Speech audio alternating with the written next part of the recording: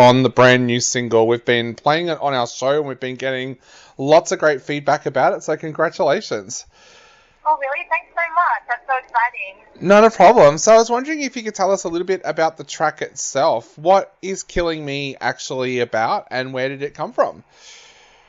So basically, it's about being in a relationship with a narcissist.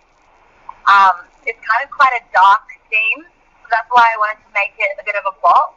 And yeah, I kind of lyrically, I kind of decided to make it quite literal, except for that one line, which is "You're killing me." So I kind of like that contrast between sort of that metaphor and then having these verses where I like really literally say like what this person is doing. And yeah, it's basically like a diary entry with a synth pop behind it. Yeah, it's such a deep and emotional song. What was that moment like when you actually sat down to start writing it out? Because that must have been quite emotional as well. Yeah, like I was like an emotional wreck for like 3 months because I also had a broken leg. So I was stuck at home and like immobile completely. So I was just like not in a good headspace. So lyrically, all of the stuff that I was writing was quite dark.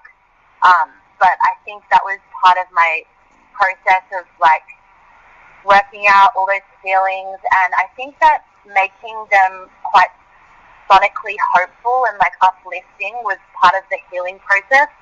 And like when I listen to them now, it just really helps me. And yeah, it's just, I feel like it was really healing and fun for me.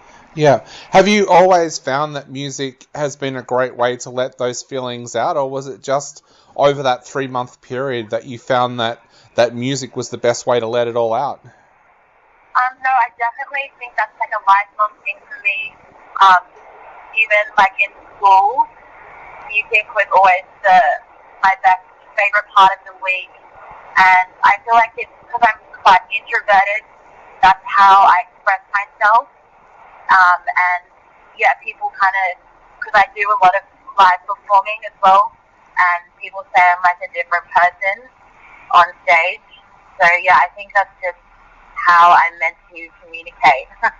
Yeah, and of course you wrote that at the end of 2020, and it was such a tough year for everybody. How did you go about then recording this? Because I know we've been in and out of lockdown all over the place at the moment. So was it difficult to actually record the EP as well? Well, yeah, like that was what I was the most stressed about. And then I was like, you know what, I'm just going to buy a mic. And I just did it all at home myself. And I didn't really know what I was doing at first, but I just watched YouTube videos. And yeah, just kind of worked it out myself. Yeah. A lot of artists that we've spoken to who have recorded at home during the lockdown have actually said it's really helped their music because they haven't had that pressure of being in a studio and knowing I need to get these tracks down in the next couple of hours. Did you find that actually helped in the recording because you were doing it at home and you kind of almost had all the time in the world? Yeah, like exactly. And also because all the music is so honest and vulnerable and personal, I feel like if I was in a studio with a producer, I wouldn't have been able to get all of that out, and it wouldn't have been as raw. And now I'm actually in contact with somebody, and we're sort of working out some plans for the future in terms of producing. And I'm kind of like a bit stressed about it because I'm like, to be honest, I think that I would work best creatively, you know, just at home by myself. Because yeah, it really takes off the pressure, and you can just take as much time, especially with my favorite part of it is vocal layering, so I can literally just do like 50 takes and not feel any external pressure. Yeah, I really love it. Yeah, and you've got shows coming up as well, of course, with the first one being on June 22nd. How do you feel about going on stage and performing these tracks? Are you pretty excited about that? I'm literally so excited, like I can't wait. I've got my first show. This will be the first show with the full band. So I've got my friend doing backing vocals, and I've got 2 guitarists and a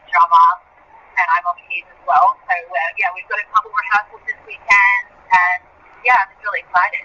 Yeah, and for all our listeners out there, those dates for those shows are up on our website, and also wherever you got a podcast from, those dates are there as well. Morgan, a lot of people have been asking, is Killing Me a great example of what we can expect here on the rest of the EP as well? Yeah, I think it's like 75% of what you can expect on the EP.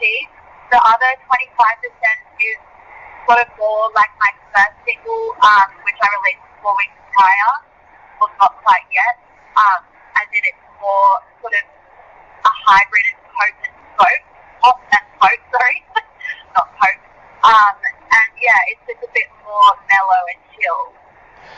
And where will people be able to grab a copy of that EP when it comes out on July 2nd? Because I know a lot of our listeners are going to want to listen to the entire EP, so where can they grab that from?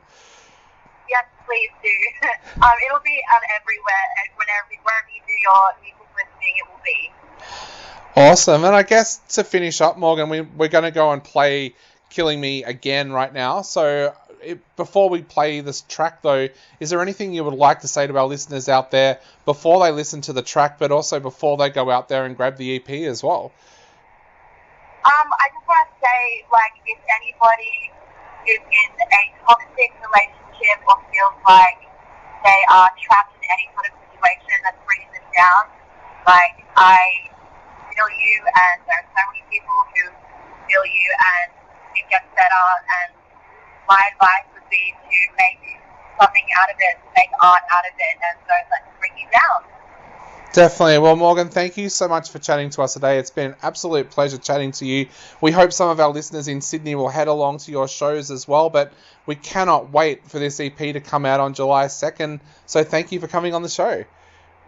Thank you. Thank you so much for having me. Not a problem at all. I'll let you go. Have a great night. And hopefully we get to see you play in Melbourne sometime as well. Yes, I would love that. Awesome. All right. Talk to you later. Bye. See ya. Bye.